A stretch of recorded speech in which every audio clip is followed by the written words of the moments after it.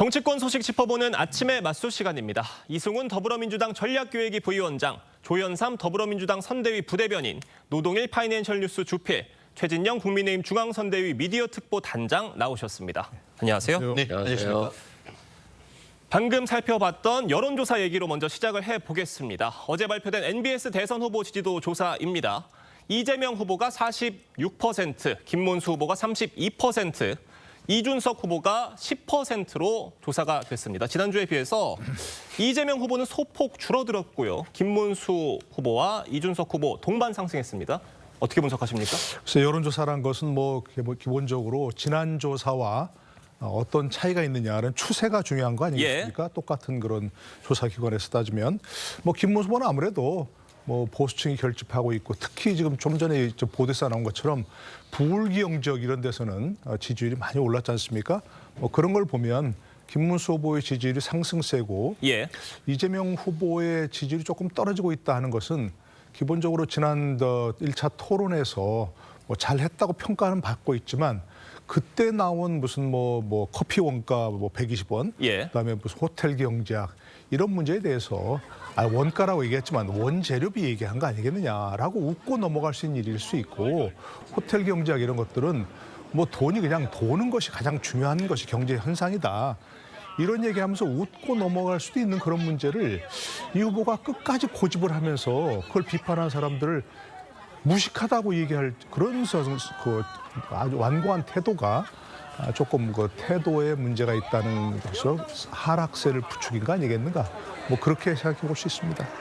이재명 후보의 지지율 3% 하락을 했습니다. 이 부분에 대해서 호텔 경제학 또 커피 원가 발언이 영향을 줬을 것이다, 이런 분석이신데 어떻게 분석하고 계십니까? 일단 여러 가지 원인이 있을 것 같은데요. 이재명 후보가 TV 토론에서 좀 안정감을 보여주고 보수 중도까지도 포용하겠다라고 하는 어떤 느낌들, 그리고 상대방에 대한 공격보다는 좀 방어적인 측면에서 했기 때문에 좀 기존의 사이다 같은 모습보다는 조금 부자 몸조심하는 것처럼 좀 보였을 수는 있겠다 싶고요. 또 상대적으로 김문수 후보하고 이재명 후보가 공격을 받은 대신에 권영국 후보나 이준석 후보 같은 경우는 상대를 공격적으로 좀 했거든요. 그런 측면에서는 좀 존재감이 부각됐다는 것이 좀 있었어요. 그래서 한 3% 정도 이재명 후보가 좀 떨어진 것 같은데, 또 이게 선거에 임박할수록 기존의 지지층들이 결집하는 현상은 기본적으로 나오기 때문에 이 정도는 좀 어느 정도 예상할 수 있었다라고 말씀드리고, 커피 원가라든가 호텔 경제론 문제는 정말 웃자고 한 얘기에 좀 죽자고 달려진 측면이 있어요. 그럼에도 불구하고 이게 논란의 거리가 됐다는 점에서는 약간의 영향은 좀 미쳤을 것 같다, 이런 생각은 들고요. 어떤 경제적인 식견이 부족하다기보다는 다른 문제에 대한 설명 차원에서 돈의 순환이 중요하다는 측면, 이런 것들이기 때문에 큰 문제는 아닌 거지만 이번에는 이제 좀 넘어가도 되지 않을까 싶습니다. 그러니까 지난 1차 토론회의 그 모습들이 일정 부분 영향을 미쳤을 것이다라는 공통된 의견을 주셨는데, 오늘 2차 TV 토론 예정이 되어 있습니다. 오늘 2차 TV 토론 이후에 또 지지율이 요동칠 수 있다, 이런 분석도 나오고 있거든요. 어떻게 보십니까? 어떤 선거든지 선거 막바지에 이르게 되면 지지층들이 더욱더 결집을 하는 경향이 있죠. 이번 조기 대선도 더욱더 그럴 가능성이 높아 보이는 것이 지난번보다 샤이보수로 불리는 층들이 더욱더 늘어났을 가능성이 높습니다. 비상계엄과 내란 행위에 대해서 동참하고 동조하고 찬성할 수는 없지만 여전히 보수적인 층을 지지하는 그런 분들이 계시기 때문에 그런 분들은 더욱더 시간이 흐르면 흐를수록 결집될 가능성이 높아지겠죠. 말씀하신 이번 2차 토론회를 통해서 그런 여론이 더욱더 형성될 가능성도 있어 보입니다. 그렇지만 더욱더 주목해서 봐야 될 부분은 보수 후보는 지금 두 분이지 않습니까? 김문수 후보와 이준석 후보가 있기 때문에 그 두 후보 간의 격차가 오히려 저는 더욱더 좁혀질 가능성도 있지 않을까라는 생각이 듭니다. 지난번 1차 토론회에서 김문수 후보에 비해서 이준석 후보가 조금 더 두드러진 모습을 보여줬던 부분도 있었고요. 이재명 후보를 상대로 공격적인 그런 질문을 하는 것 모습 자체가 보수층들이 기대하는 모습일 수도 있는 그런 모습이었습니다. 그렇다면 이번 2차 토론회에서 이준석 후보가 어떠한 모습을 보여주느냐에 따라서 저는 김문수 후보와 이준석 후보 간의 격차가 조금 더 좁혀질 가능성도 있지 않을까라는 생각이 듭니다. 이준석 후보가 어제 언론 인터뷰에서 이미 이재명 후보의 토론 전략 다 간파했다 이렇게 얘기를 하던데 이재명 후보는 토론 어떻게 전략 세우고 있습니까? 저번에는 아무래도 좀 수세적으로 좀 했었고 이준석 후보는 좀 공격적이었잖아요. 근데 이재명 후보가 기본 사유라든가 여러 가지 얘기들 했거든요. 통합도 중요하지만 내란은 극복돼야 된다라고 했다는 측면에서는 오늘 토론 주제가 사회 분야예요. 예. 그래서 사회 분야이기 때문에 윤석열 전 대통령의 실정 그리고 초고령 사회에 있어서 제대로 윤석열 정부가 어떤 고령자들에 대한 노인들에 대한 복지가 제대로 이루어졌는지 여러 가지 성장과 복지, 다양한 담론에 대해서 조금은 공격적으로 나오지 않을까 싶고요. 그래서 공격과 방어가 오늘은 좀 교차되는 정도 수준으로 TV 토론이 이루어질 것 같습니다. 알겠습니다. 이재명 후보의 공격하는 모습도 좀 보여질 수 있다 이런 말씀이신 것 같습니다.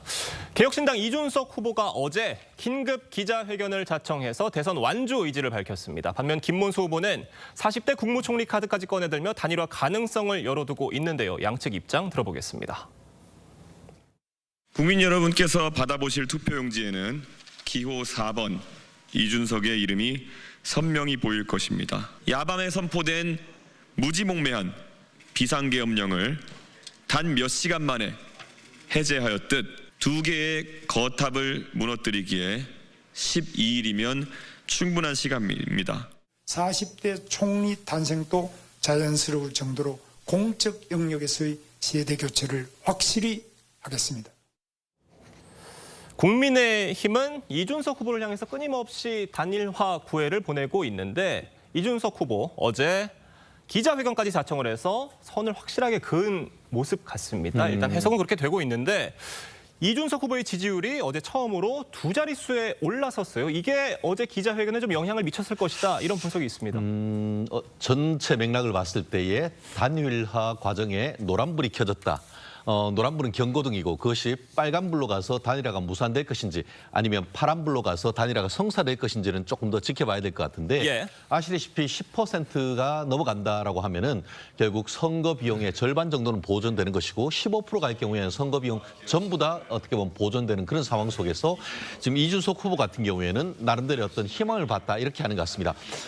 주식으로 친다고 하면은 상장 후에 따상 계속적인 어떤 그 상한가를 가는데 예. 그것이 계속 갈 것인지 아니면 일정 수준에서 떨어지는 케이스가 있는데 전후 맥락상을 봤을 때는 지금은 최선을 다해서 완주를 한다라고 하지만 말씀드린 것처럼 상장 주식이 계속 오르지 않을 듯이 일정 부분에 갔을 때는 떨어질 가능성이 있습니다. 그렇다고 한다고 하면은 말씀드린 것처럼 노란불에서 저는 파란불로 갈 가능성이 여전히 있다. 말씀드린 것처럼 단순히 40대 청년 총리뿐만 아니고 공동정부, 이른바 제2의 DJP 연합 그 이상을 또 제시할 수도 있는 가능성도 있기 때문에 앞으로 남은 한 11일 동안에 가장 큰 변수는 여전히 살아있는 단일화 이슈가 될 것이라고 생각합니다. 네, 저는 이준석 후보의 기자회견에도 단일화 목소리는 계속해서 나오고 있는 상황인 것 같아요. 다만 보수 진영에선 이런 우려가 있는 것 같습니다. 김문수 후보와 이준석 후보가 단일화를 한다고 하더라도 둘 간의 지지율이 온전히 합쳐지진 않을 것이다. 둘이 단일 후보를 낸다고 하더라도 그 사이에 어떤 이탈이 생길 수 있다. 이런 우려가 있는 것 같아요. 그건 뭐 당연한 우려죠. 예. 뭐 선거에서 특히 정치에서 뭐 20 더하기 10을 한다고 해서 그대로 30이 나오는 게 아니지 않습니까? 예. 그러니까 빠질 수 있는 가능성이 있기 때문에 분명히 뭐 단일화 한다고 해도 승리할 수 있다.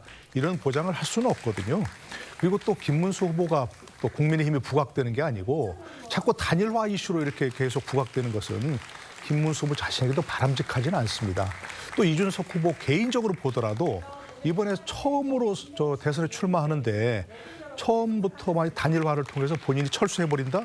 이러면 그게 낙인이 될 수 있거든요. 마치 안철수 의원처럼. 예. 그렇기 때문에 본인도 그렇게 뭐 단일화를 해야 할 그 요인이 크다고 볼 수는 없습니다. 분명히. 그런데 지금 이제 얘기한 걸 다 뒤집어 보면 만약에 두 사람이 합쳐서 이길 수 있는 가능성이 있어 보인다. 수치상으로라도. 예. 그러면 단일화할 수 있는 요인이 생기는 거죠. 거기다가 또 예를 들어서 뭐 이준석 후보가 만약 단일화해서 국민의힘에 다시 들어가서 보수층의 어떤 차세대 주자로서 유망할 수 있다. 이런 가능성이 있다. 그러면 충분히 해볼 수 있는 뭐 그런 가능성이 있는데 뭐 다음 오늘 이제 토론 이후에 예. 여론조사에서 만약에 이제 이준석 후보가 10% 이상이 계속 안정적으로 나온다. 그러면 단일화는 좀 더 어려워질 수 있는 것이고, 그러나 김문수 후보가 상승세가 크게 된다. 그래서 국민의힘 지지율과 비슷하게 된다. 이런 정도 되면 아직까지 단일화 이슈는 살아있는 거라고 볼 수 있는 거죠. 네, 오늘 TV 토론회도 잘 지켜봐야 될 것 같고, 어제 이준석 후보가 이런 얘기를 했어요. 본인에게 단일화 관련해서 너무나 연락이 많이 온다면서 지금 전화기 다 수신 차단해버렸다.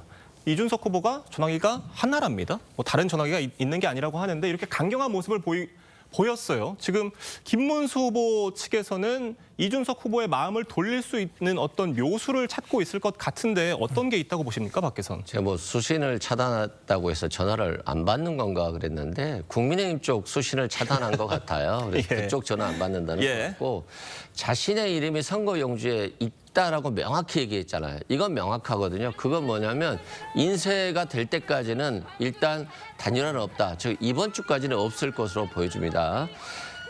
이준석 후보의 지지율이 떨어지고 김문수 후보의 지지율이 오르면 단일화할 것이다 라고 예상하는 경우가 많은데 저는 반대로 생각하면 이준석 후보가 지지율이 많이 올라서 김문수 후보와 단일화 경선을 한다면 이길 수 있을 정도 수준이 된다라고 한다면 극적으로 단일화가 이루어질 수 있겠습니다만 이준석 후보의 지지율이 지금 정도 수준에서 유지된다라고 한다면 오히려 단일화가 저는 안 될 것이다.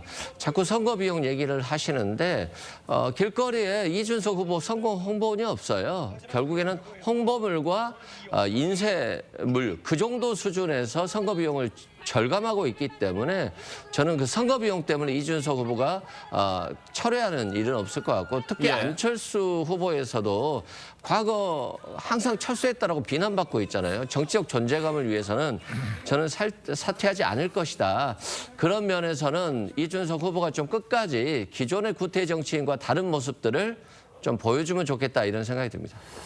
국민의힘 내부에선 단일화 시한을 사전 투표일인 29일 전으로까지도 지금 보고 있는 상황 같아요. 다만 이게 투표용지 인쇄 이후다 보니 이렇게 되면 단일화 효과가 다소 떨어지는 게 아니냐. 결국 투표장에 들어갔을 때 김문수 후보의 이름도 있고 이준석 후보의 이름 두 개가 다 있게 되면은 어떤 한 명으로 투표가 모아지는 게 아니라 분산이 될 수 있다 이런 우려인 것 같아요. 그럼에도 불구하고 단일화는 절체절명의 과제인 것 같습니다. 예.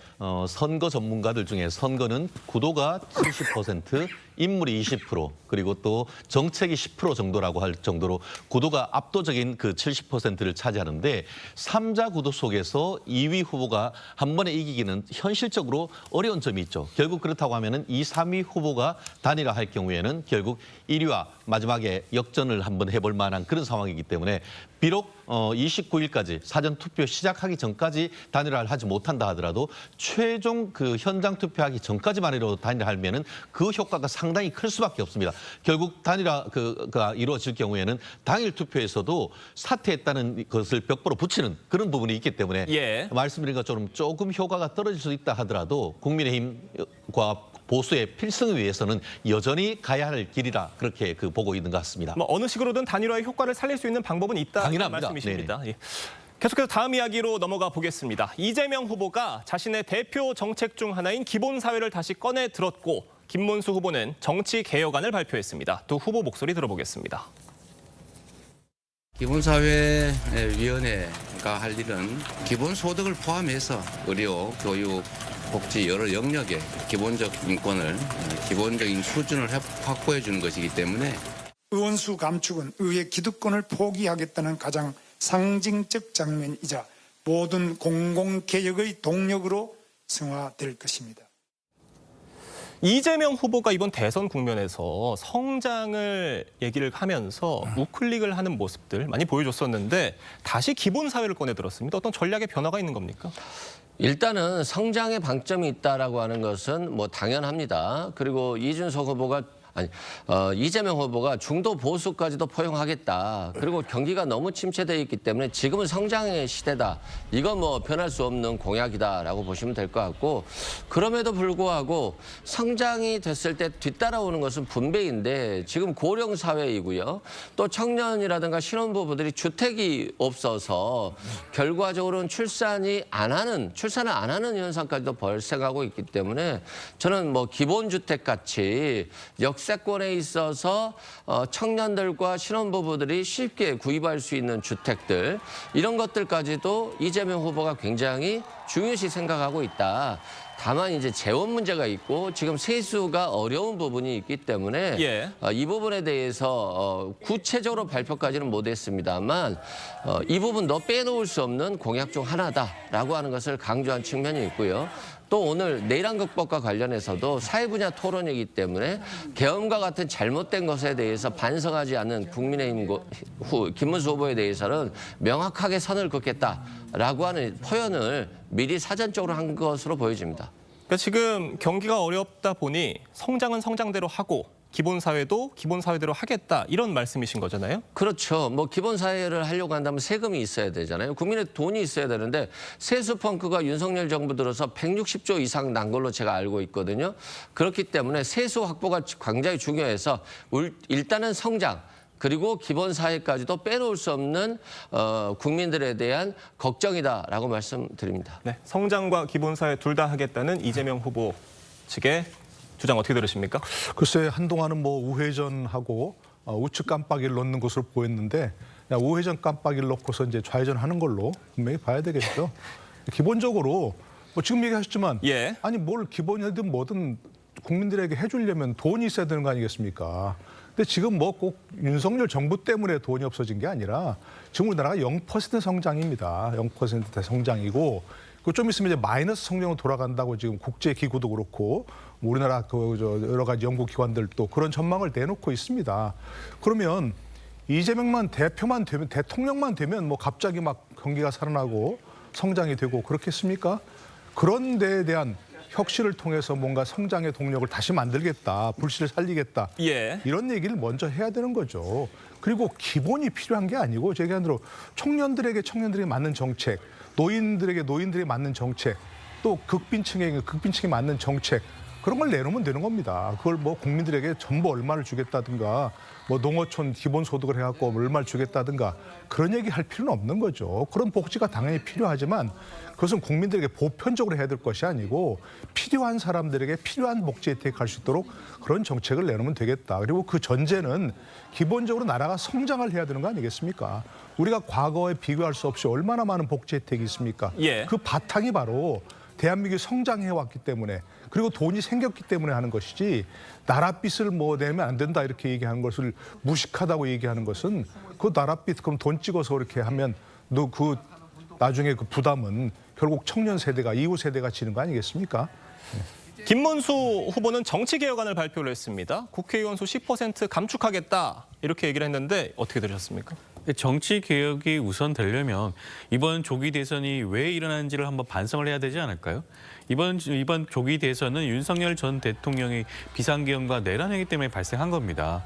국민의힘이 배출한 대통령이었잖아요. 그렇다고 한다면 국민의힘 차원에서 이 부분에 대한 쇄신과 반성, 그런 절차가 없이 지금 덜렁 정치개혁을 내놓는다고 해서 얼마나 많은 국민들이 공감할지는 저는 좀 의문이라는 말씀을 먼저 드리고 싶고요. 김문수 후보의 경우에는 뭐 의회 기능을 위해서 10% 국회의원 수 감축안을 말씀을 하셨는데, 숫자를 줄이는 게 능사가 아닙니다. 우리나라 국회의원 숫자의 기준을 OECD 기준으로 두고 살펴보게 된다면 아직까지도 평균 아래입니다. 오히려 국회의원 수가 늘어나야지 어떻게 보면 의회 권력이 특정인에게 집중되지 않고 여러 가지 사회적 약자라든가 각 제 사회단체에서 있는 활동했던 분들이 함께 국회에 들어와서 여러 가지 얘기를 나눌 수 있는 그런 공론의 장이 형성이 될 수도 있는 부분이거든요. 단순하게 숫자를 줄인다고 해서 그런 정치 개혁이 되지 않는다는 점을 좀 말씀을 드리고 싶고, 그 숫자를 가지고 하는 그런 정치과학적인 수사는 지난번에 윤석열 전 대통령이 의대 정원수를 늘리면서 한번 겪지 않았겠습니까? 숫자가 중요하지 않다는 말씀을 드리고 싶습니다. 네. 최진영 국민의힘 미디어 특보 단장님 말씀 주신다면요? 그렇습니다. 결국은 뭐 정치 개혁 뭐 다 있습니다만 이번 같은 경우에는 특히 이재명 방지법 이게 굉장히 중요한 키워드가 될 것 같습니다. 예. 그 대법원 전원 합의체 판결에서 압도적으로 지금 그 유죄 판결을 했더니만 대법관을 탄핵하겠다 이런 상황 속에서 사법 개혁 정말 국민들은 인민재판이 아니고 독립된 어떤 사법기관의 재판을 받고 싶다는 것 아니겠습니까? 이런 부분을 통해 가지고 오늘 그 2차 TV 토론에서 중도 보수까지 아우를 수 있는 그런 어떤 중요한 계기가 되지 않을까 생각을 합니다. 알겠습니다. 오늘 2차 TV 토론회 잘 지켜봐야 될 것 같습니다. 오늘 네 분 말씀 여기까지 듣겠습니다. 감사합니다.